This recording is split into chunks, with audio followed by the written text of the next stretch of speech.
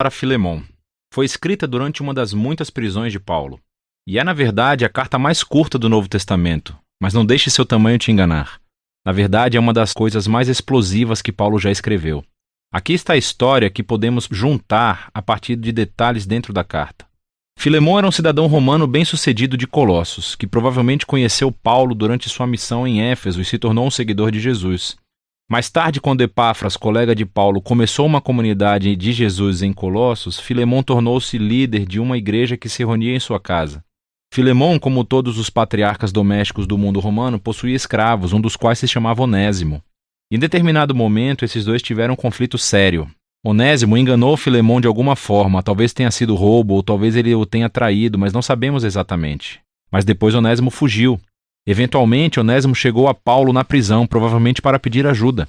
E no processo, ele se tornou um seguidor de Jesus e em seguida um amado assistente de Paulo. E assim, Paulo se encontra em uma situação muito difícil e delicada quando escreve essa carta. Ele pedirá a Filemon não apenas para perdoar Onésimo e recebê-lo de volta, mas para aceitá-lo como um irmão no Messias e não mais como um escravo. Veja como ele faz isso. Paulo começa com uma oração.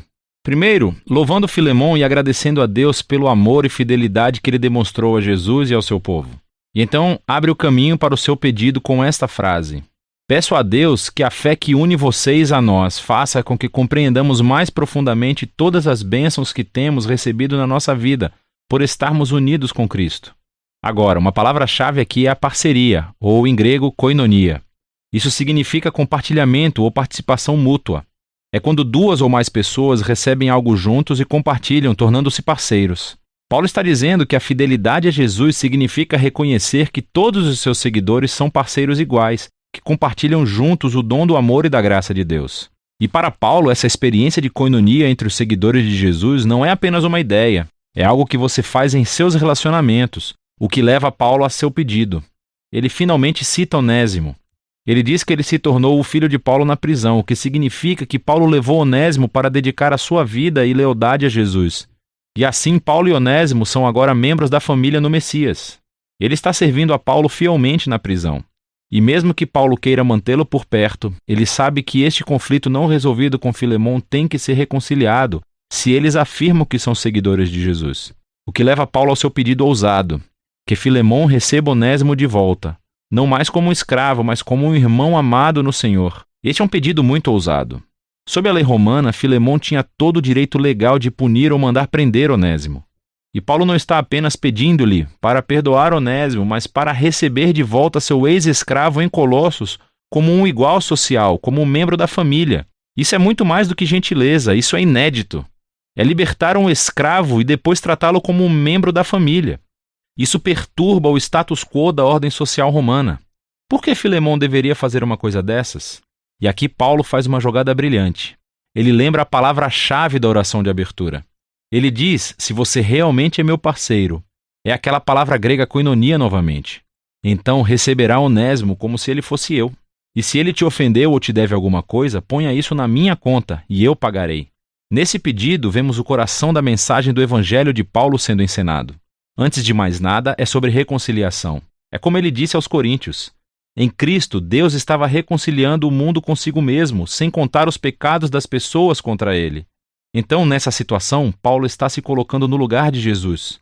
Ele absorverá as consequências do erro de Onésimo. Ele pagará qualquer custo para poder se reconciliar com Filemon. Mas a mensagem de Paulo era mais do que um negócio legal. É também sobre koinonia. Onésimo, Filemon e Paulo são todos iguais perante Deus. Todos compartilham a mesma necessidade de perdão. E assim, diante da cruz, todos são iguais, o que significa que Filemon e Onésimo não podem mais se relacionar como mestre e escravo. Eles são membros da família, eles são irmãos em Cristo. Ou, como Paulo disse a Filemon e a toda a igreja de Colossos, na nova família de Deus, as pessoas não são gregas ou judias, nem circuncisas ou incircuncisas, nem estrangeiras ou bárbaras, escravas ou livres, mas Cristo é tudo e está em todos.